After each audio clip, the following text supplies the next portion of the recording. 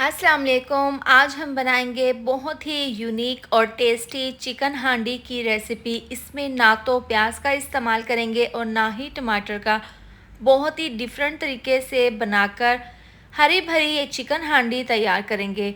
तो चलिए मज़ेदार सी रेसिपी बनाना शुरू करते हैं। सबसे पहले हम कढ़ाई में डाल देंगे ऑयल। 1 कप ये ऑयल है। ये डालने के बाद इसको हम अच्छे से गर्म कर लेंगे। जब ऑयल गर्म हो जाएगा तो हम इसके अंदर चिकन डाल देंगे।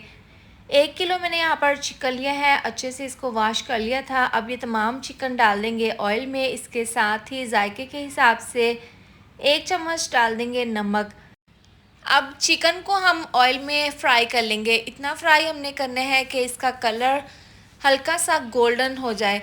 नमक डालने से ये होता है कि अगर शुरू में हम चिकन में नमक डाल दें तो चिकन में ज़बरदस्त सा नमक का फ्लेवर आ जाता है और ये अंदर से फीका नहीं रहता। अगर आप दरमियान में नमक डालते हैं तो चिकन अंदर से फीका रह जाता है। तो आप जब भी चिकन का सालन, कौरमा या कढ़ाई वगैरह बनाएं तो आप शुरू में नमक इस तरीके से डाल दें।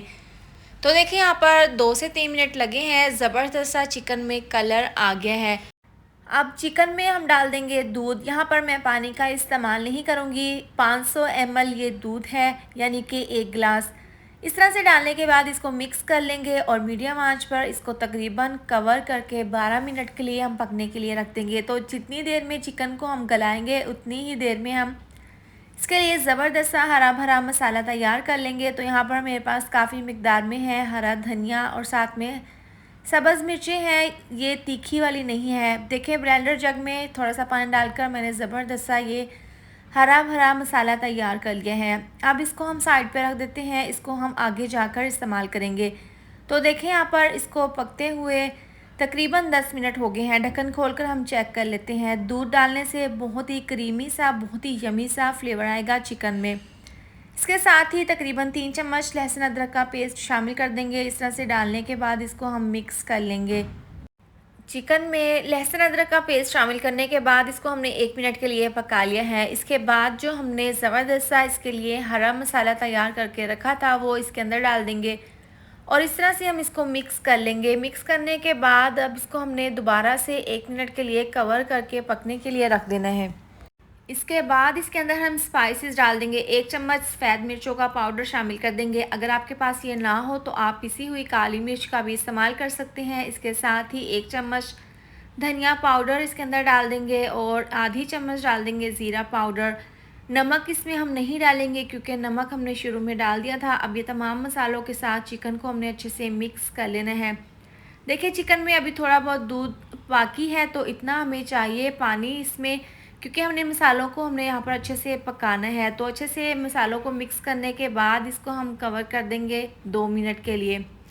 अब 2 मिनट के बाद देखें ढक्कन खोलकर हम चेक कर लेते हैं। इसका पानी बिल्कुल ड्राई हो गया है और देखिए मसाले ने अच्छे से ऑयल छोड़ दिया है। चिकन भी यहाँ पर हमारा अच्छे से गल चुका है। अब जो एक ख़ास चीज़ हमने इसके अंदर डालनी है जिससे इसके अंदर बहुत ही क्रीमी और बहुत ही यमी सा फ्लेवर आएगा, वो है क्रीम। तो 4 चम्मच यहाँ पर मैं क्रीम के शामिल कर दूँगी। ये बाज़ार वाली क्रीम है। अगर आपके पास ये ना हो तो आप दूध से उतरी हुई फ्रेश मलाई भी इसके अंदर डाल सकते हैं। सेम रिज़ल्ट एक ही होगा। तो देखिए इस तरह से क्रीम डालने के बाद इसको हम मिक्स कर लेंगे।